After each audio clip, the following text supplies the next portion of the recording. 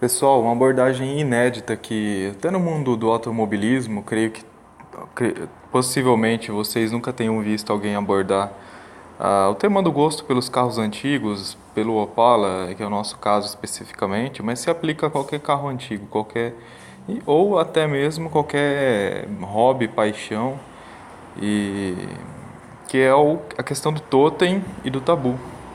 Isso aí não são conceitos teóricos abordados por Freud, né, pelo pai da psicanálise, em um livro dele, né, que chama Totem e Tabu.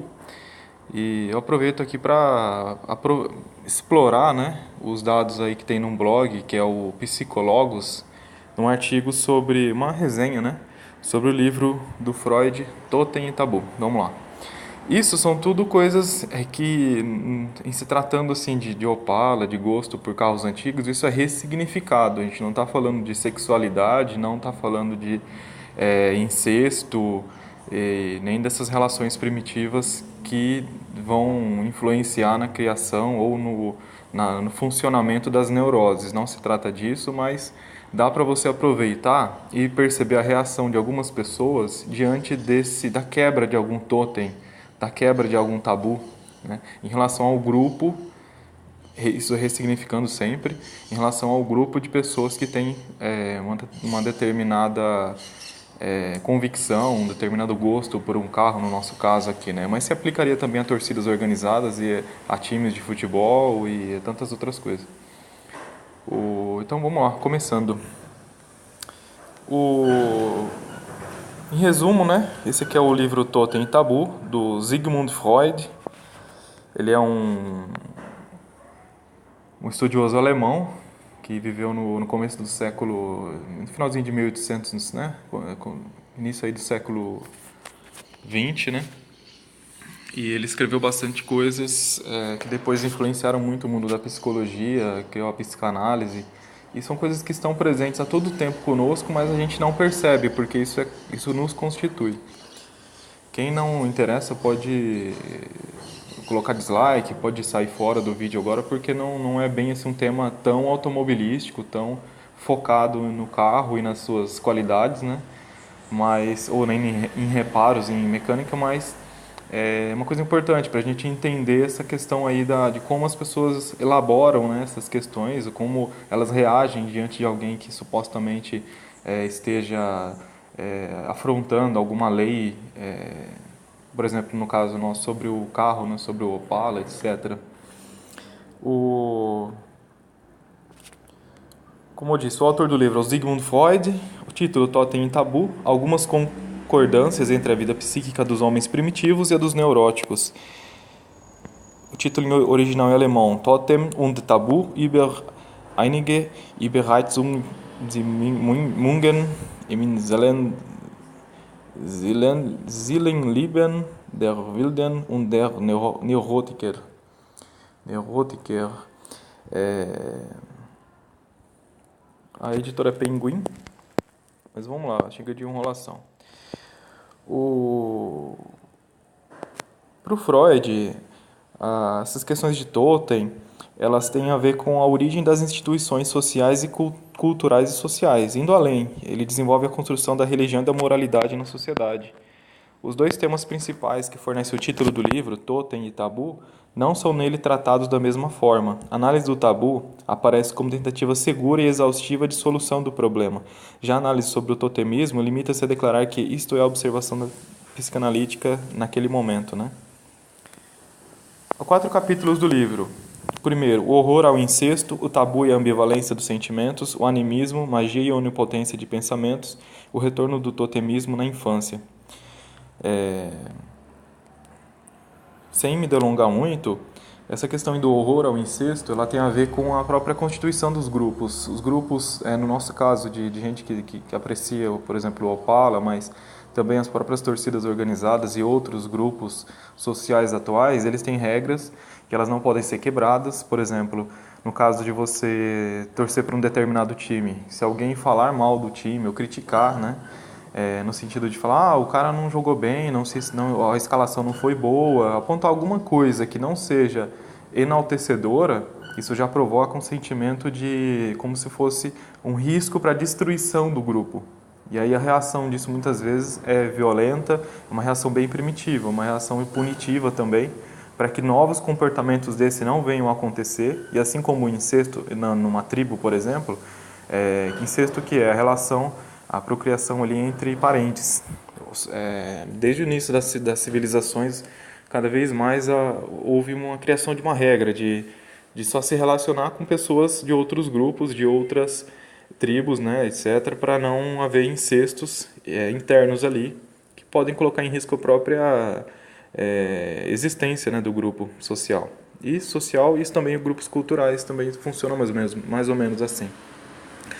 No caso do antigo mobilismo, há muitas reações agressivas, muitas reações de inconformismo, né, isso é natural, e alguns sabem expressar isso de uma maneira, outros guardam, etc. E elas têm a ver com um certo receio, né, de destruição do grupo, porque é como se a pessoa tivesse receio de que se alguém criticasse o Opala, por exemplo, ou ficasse mostrando os defeitos, isso fosse colocar em risco a própria existência dos opaleiros, né, ou dessa paixão por Opala, etc. Porém, isso tudo é relativo, né? Como a gente abordei em vários vídeos, se eu abordo, por exemplo, também aspectos que para alguns são defeitos, supostos defeitos, para o próprio opaleiro, muitas vezes isso é crucial, vai salvar a vida dele, né? Saber, por exemplo, que o pivô ressecado, um pivô que foi usado mais do que o possível, vai expor o cara ao risco e assim por diante, né? Por exemplo, a pessoa que não inspeciona e não vê que os vazamentos do motor podem indicar uma outra coisa mais séria, né? Ou, por exemplo, que há vazamento de óleo no cárter, porque ela não olha o nível do óleo, ela não faz a intervenção necessária, etc.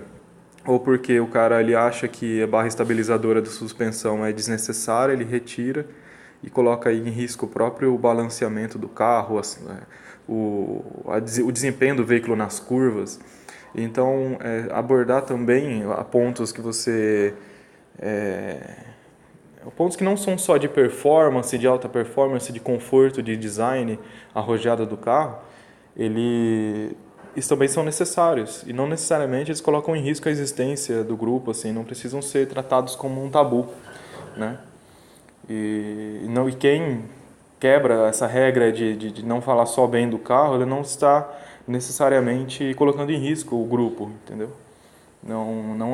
Por isso que psicanaliticamente também, se a gente ressignificar e adaptar esse conceito para o contexto do automobilismo, pessoas que falam mal ou criticam, elas nem sempre elas são traidoras, elas não, por exemplo, um opaleiro que fala mal de Opala não é opaleiro.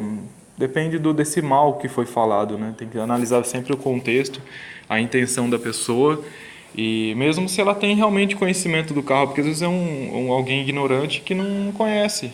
Por isso ele adota clichês, compra peixes que venderam para ele, né, sem criticidade, por isso que ele passa para frente o que ele ouviu errado e é por isso que ele formou. Então a gente tem que ter bastante tolerância, né, paciência para ver que muitas vezes alguns discordam, às vezes falam asneiras, nem por isso a gente vai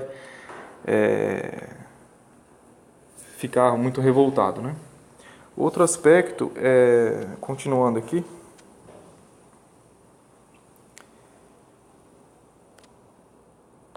o sistema de totemismo ele foi fundamental para a criação e manutenção dos grupos primitivos de família e instituições religiosas também. Por isso que as tribos teriam como característica particular em comum a exogamia, e por conta disso a proibição do incesto era intrínseca ao clã, que aí tem a ver um pouco com isso que eu já abordei, já traduzi, já ressignifiquei para o contexto do automobilismo, né? De que muitas vezes as pessoas ficam meio com medo, assim, elas ficam com receio de alguém que, na opinião delas ali, não falou só bem, né? Que falou mal, etc. Porém, o Freud, isso é legal de abordar, ele abre um leque de questionamentos e reflexões quando diz que a proibição do incesto está intimamente ligada ao desejo de cometê-lo. Então, quando, por exemplo, muita gente que vamos dizer que que não é opaleiro, parece que os caras têm uma certa tendência maior a não ter freio, papas na língua, entendeu? Não ter freio. Se ele acha que o carro não presta, ou se ele conheceu, descobriu algum suposto defeito, ele fala mesmo. Eles não têm receios, né?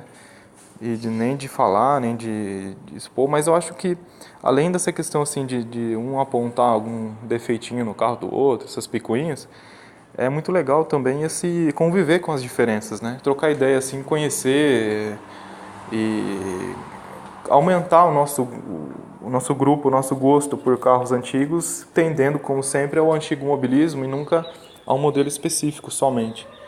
Por isso que o melhor que tem, isso aumenta ainda mais o nosso prazer, o nosso deleite, né, nesse mundo do antigo mobilismo. A gente se aproxima, troca ideia, anda junto com gente que gosta de Maverick, nos encontros. Eu acho que é muito mais rico um encontro completo, né, com vários modelos, do que um encontro só de um carro específico. Porque nem sempre você vai conseguir reunir 500 Opalas, né, só Opalas, né, e Caravans. E por isso que é sempre necessário a gente, conforme o segmento vai crescendo cada vez mais, é natural, né, que às vezes haja uma reunião assim, só de algum veículo específico. Mas acho que tem que ser sempre aberto, tolerar, nunca excluir ninguém, entendeu? E porque eu acho que a gente não pode abraçar esses receios instintivos, naturais aí de que vai colocar em risco alguma. Não tem nada a ver, entendeu? Fica tranquilo, ninguém. Por isso que muitos comentários as pessoas realmente elas manifestam que para elas não importa a opinião dos outros, que não importa críticas externas, etc. E aí é a vida que segue, e é assim que tem que ser. E uma coisa que eu vejo em comum, né, com o comentário aqui que o Freud coloca, é que se há algumas ambivalências nos tabus é porque ela se manifesta como uma proibição de algo desejado. Desejo inconsciente dos primitivos, como os dos neuróticos. Então a violação do mesmo precisa ser vingada. Caso contrário, os demais despertariam intento igual do transgressor. Por isso que se eu vejo o Tonella falando a opinião própria dele, falando mal do carro, etc., do Opala, ou um áudio infeliz, suposto áudio que vazou, eu não fico com tanto receio, entendeu? Eu não fico tão indignado, porque é natural do ser humano, né, tecer comentários muitas vezes infelizes, ou mesmo não gostar de certa coisa, gostar de outra. Eu não vejo isso como um risco para o mundo do Opala, para os opaleiros, alguém ter falado, sei lá, que o carro tem, na opinião dele, é um carro pesado, um caminhão, etc. Eu não vejo problema algum, entendeu? Não preciso ter raiva nem ressentimento. Acabei fazendo o vídeo mais, aí sim, em resposta a um outro canal, como eu já falei em outros momentos. Um outro canal, aí sim, de um opaleiro, o cara, aí ele foi agressivo, ele sim foi infeliz, mais infeliz do que qualquer comentário que tenha sido vazado aí. Porque foi homofóbico, xingou, agrediu, né? Não acho legal, não concordo com nada disso, não me representa. E enquadra bem nesses comportamentos aqui, né? De que a violação de algo desejado, que nesse caso aqui seria criticar o carro, o Opala, ela precisa ser vingada. Mas a forma de vingança não precisa ser violenta, né? Ela pode ser serena, ela pode ser respeitosa.